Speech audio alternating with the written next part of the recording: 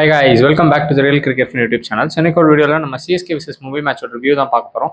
வீடியோக்குள்ள போகிறதுக்கு முன்னாடி இன்னும் நீங்கள் நம்ம சேனலை சப்ஸ்கிரைப் பண்ணாமல் இருக்கீங்க அப்படின்னா மறக்காம சப்ஸ்கிரைப் பண்ணிக்கோங்க. அண்ட் கிரிக்கெட் பற்றின டே டு டே அப்டேட்ஸ் உங்களுக்கு தெரிஞ்சுக்கன்னா ஸ்க்ரீனில் தர இன்ஸ்டாகிராம் ஐடியில் ஃபாலோ பண்ணிக்கோங்க. வாங்க வீடியோக்குள்ள போகலாம். டாமினேட்டிங் வின், கன்வின்சிங்கான ஒரு விக்டரி அப்படின்னு சொல்லலாம். ஸோ இந்த மேட்ச்ல இந்த என்னாச்சு அப்படின்னு சொல்லி பார்க்கணும்னா, வழக்கம் போல ருத்ராஜ் கேக்வாட் டாஸ் தோத்துட்டாரு.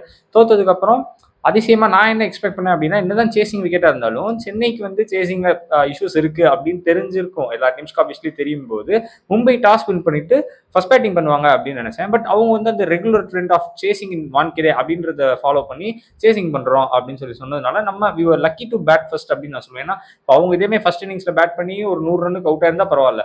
இதே மாதிரி நம்ம அடிச்ச ஒரு 207 நம்ம ஃபர்ஸ்ட் இன்னிங்ஸ்ல ஸ்கோர் பண்ணோம். அதே 207 ரன்ஸ் அவங்க அடிச்சிருந்தா நம்ம அதை கொண்டு போய் சேஸ் பண்ணியிருப்போமா அப்படின்னு தெரியல.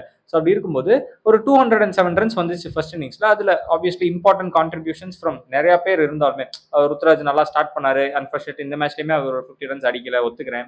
அதை தாண்டி சர்ஃப்ராஸ் கான் கொஞ்சம் அடிச்சாரு, பிரூவிஸ் கொஞ்சம் அடிச்சாரு, ஓட்டன் கடைசியில வந்து ஒரு 15 ரன் அடிச்சு. So important contributions. But one man stood tall அப்படின்னு சொல்ற மாதிரி அகைன் ஒரு second century for Sanju Samson. So உண்மையிலே பாராட்டுறதுக்குரிய ஒரு விஷயம் தான். So hats off to him. ஒரு நல்ல innings விளையாண்டாரு.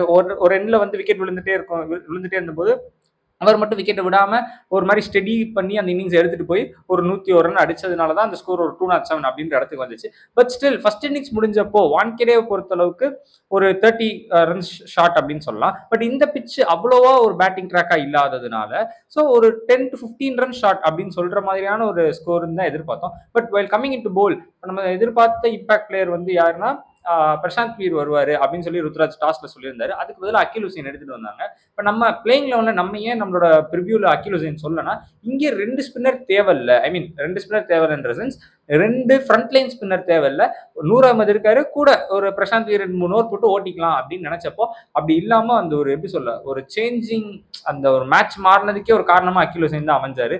So 4 wickets and 17 runs வந்து எப்படி சொல்ல ஒரு இன்சேன் பவுலிங் டிஸ்பிளே ஃப்ரம் அகில் ஹுசைன் அப்படின்னு சொல்லலாம். நூர் அகமதுமே சூப்பரா போட்டாரு. அந்த ஸ்பின் ட்வின்ஸ் 2 பேரும் சேர்றப்போ சூப்பரா போடுறாங்க அப்படின்றது ஒரு விஷயம். பிட்ச்லயுமே நல்ல அசிஸ்டன்ஸ் இருந்துச்சு பவுலர்ஸ்க்கு. போக போக வந்து அப்படியே பிட்ச் வந்து ஸ்லோ டவுன் ஆகிட்டே இருந்துச்சு. ஃபர்ஸ்ட் ஓவர்ல இருந்து ஃபர்ஸ்ட் இன்னிங்ஸோட ஃபர்ஸ்ட் ஓவர்ல இருந்து செகண்ட் இன்னிங்ஸோட 19th ஓவர் வரைக்கும் மேட்ச் போயிருக்கு. அதாவது மொத்தம் 39 ஓவர்ஸ் ஆயிருக்கு.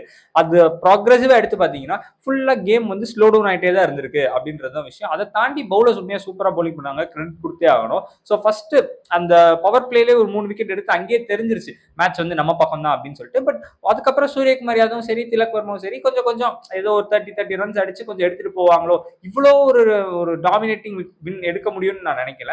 ஸோ ஜெயிச்சிருவோம் தெரிஞ்சாலுமே ஒரு 200 ரன்ஸ் ஜெயிச்சா 180 வரைக்கும் போவாங்க. ஒரு 20 ரன் 30 ரன்ல ஜெயிக்கலாம். இல்ல ரொம்ப நல்லா ஜெயிச்சா கூட 40-50 ரன்ல ஜெயிச்சாலே பெரிய விஷயம் அப்படின்னு நினைச்சிட்டு இருக்கும்போது ஃபர்ஸ்ட் 10 ஓவர்ஸ்ல கிட்டத்தட்ட 70 ரன்ஸ் அண்ட் 3 விக்கெட்ஸ் தான். அதுல இருந்து நெக்ஸ்ட் 9 ஓவர்ஸ்ல they scored only 25 runs and lost 7 wickets அப்படிங்கும்போது இன்சேன் கேப்டன்சி. ஸோ ருத்துராஜுக்குமே இங்க கண்டிப்பா வந்து என்னதான் இந்த சீசன் ஒரு பேட்டரா நல்லா பண்ணல இது வரைக்கும் அப்படின்றது நான் கம்ப்ளீட்டா ஒத்துக்கிறேன். பட் அட் சேம் டைம் கேப்டன்சில வந்து இப்ப மும்பைக்கு எதிராக இந்த விக்டரி 103 ரன்ஸ்ல ஜெயிச்சிருக்கோம். இதுதான் மோஸ்ட் பிக்கெஸ்ட் வின் அப்படிங்கும்போது ருத்ராஜ் வந்து இது வரைக்கும் மும்பைக்கு எதிராக ஒரு மேட்ச் கூட ஆஸ் கேப்டனா தோத்ததே இல்லை. அவர் வந்ததுக்கு அப்புறமே மொத்தம் 10 மேட்சஸ்ல 7 மேட்சஸ் நம்ம ஜெயிச்சிருக்கோம், 3 கேம்ஸ் தான் மும்பை ஜெயிச்சிருக்காங்க. ஸோ கிளியர் டாமினேஷன் இந்த டிகேடுன்னு பார்க்கும்போது கிளியர் டாமினேஷன் இருந்திருக்கு. அதுக்கு ஒரு பேட்டரா முன்னாடி ருத்ராஜ் பங்களிச்சிருக்காரு. இப்போ வந்து ஒரு கேப்டனா அவரோட பங்கு இருக்கு அப்படின்னு சொல்லி நான் நினைக்கிறேன். ஸோ உண்மையிலே கேப்டன்சி விஷயத்துல ருத்ராஜை பாராட்டி ஆகணும். ஸோ அவர் மேல அந்த தேவையில்லாத கேள்விக்குறிகளுக்குலாம் அவர் நல்ல ஒரு பதில் கொடுத்தாரு அப்படின்னு சொல்லலாம். கூடிய சீக்கிரம் ஒரு பேட்டிங்லேயே ஒரு நல்ல பதில் கொடுக்குற மாதிரியான ஒரு இன்னிங்ஸ் விளையாடும் போது ஒரு கேப்டனும் நல்லா பண்ணிட்டு இருக்காரு, பேட்டரும் நல்லா பண்ணிட்டு இருக்காரு அப்படிங்கும்போது லுக் குட். ஸோ இப்போ ருத்ராஜோட பேட்டிங் ஃபார்ம் தவிர்த்து ஆல் பாக்ஸஸ் டிக்ட் அப்படின்னே சொல்லலாம். எஸ் டூபேவுமே பெருசா நல்ல ஃபார்ம்ல இல்ல, is not scoring runs as what Dube is. So அதை தாண்டி பார்க்கும்போது பிரூவிஸ்மே ஒரு 2-3 match is giving that short cameos. But we require ஒரு 50-60 ஃப்ரம் பிரூவிஸ்லாம் அடிக்கும்போது நல்லா இருக்கும் அப்படின்னு சொல்லி எக்ஸ்பெக்ட் பண்ணலாம். பேட்டிங் ஆர்டர் நல்லா பண்ணாங்க. இப்போ ஆயுஷ் மத்ரியோட ரீப்ளேஸ்மெண்ட் உருவில் பட்டேல் அப்படின்னு சொல்லும்போது அதை செய்யாம கார்த்திக் சர்மா எடுத்துட்டு வந்தாலுமே பேட்டிங் ஆர்டர்ல நம்ம சொன்ன மாதிரி சர்ஃப்ராஸ், டூபே அண்ட் பிரூவிஸை நீங்க ஒரே லெவலில் ஆட முடியாது. அப்படி விளாண்டிங்கன்னா Sarfraz at 3, Dube at 4, பிரூவிஸ் at 5 சொன்னோம். அதே மாதிரி அவங்க விளாண்டாங்க. பட் நான் என்ன சொன்னேன் ப்ரிவியூல, சர்ஃப்ராஸ் at 3 விளாடலாம், பட் அவங்க ஆயுஷ் மாத்திரை ரீப்ளேஸ்மெண்ட்டா உர்வில் பட்டேல லைக் டு லைக்கா எடுத்துட்டு வரும்போது நம்பர் 4 டூபே, 3 உர்வில் பட்டேல், 4 டூபே, 5 ப்ரூவிஸ் வந்துருவாரு, 6ல கார்த்திக் சர்மா வந்துருவாரு. ஸோ சர்ஃப்ராஸ்க்கு இடம் இல்லைன்னு சொன்னேன். அவங்க கொஞ்சம் டிஃப்ரெண்டா யோசிச்சு சர்ஃப்ராஸே பேக் பண்ணி 3ல இறக்கி விட்டாங்க.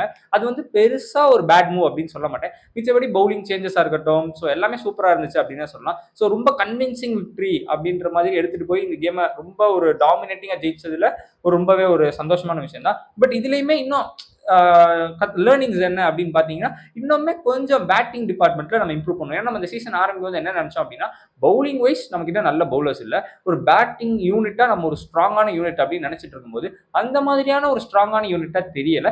இன்னுமே இந்த ருத்ராஜ் ஃபார்முக்கு வர்றது, டூபே இன்னும் கொஞ்சம் அடிக்கிறது, ப்ரூவஸ் எல்லாருமே இன்னும் கொஞ்சம் இம்ப்ரூவ் பண்ணணும் அப்படின்னு நினைக்கிறேன். Okay, Sanju is doing very well, so I give it to him. அதை தாண்டி இந்த கார்த்திக் சர்மா 2 சிக்ஸ் அடிச்சாலுமே ஒரு நல்ல இன்னிங்ஸ் இல்ல, பட் அவர் கொஞ்சம் பேக் பண்ணி நெக்ஸ்ட் கேமுக்கு அவரை கண்டினியூ பண்ணுவாங்க அப்படின்னு நினைக்கிறேன். Until R unless Dhoni comes in, but that is very very unlikely to happen அப்படின்னு நினைக்கிறேன். ஸோ அதை தாண்டி மிச்சப்படி பவுலிங் டிபார்ட்மெண்ட்டாக இருக்கட்டும், எல்லாருமே நல்லா பவுலிங் பண்ணாங்க. ஓவர்டன் சூப்பராக அந்த ஒரு கான்ட்ரிபியூஷன்ஸ் நல்லா கொடுக்கும். பேட்டிங்ல அந்த தேவையானது ஒரு 10-15 ரன் அடிச்சாரு, பவுலிங்லேயுமே ஒரு விக்கெட் எடுத்தாரு, குர்ஜப்ரீத் சிங் நல்லா போட்டாரு, அன்சுல் கபூர் எப்படி சொல்ல எக்ஸப்ஷனல் பவுலர். ஏன்னா ஃபர்ஸ்ட் ஓவர்லேயே 7-8 ரன் கொடுத்துட்டாரு, கடைசி 2 ஓவர் டெத்தில் போட்டு வெறும் 4 ரன் அப்படிங்கும்போது உண்மையாக சூப்பராக பவுலிங் போடுறாரு அப்படின்றத நம்ம ஒத்துக்கணும். ஸோ பர்பிள் கேப் ஹோல்டரா இருக்காரு கரண்ட்லி. ஸோ அது அப்படியே முன்னேறி இந்த சீசன் முடிகிறப்ப அவர் பர்பிள் கேப் அடிச்சா ரொம்ப சந்தோஷமா இருக்கும். So with this all good things and small bit of learnings we move ahead.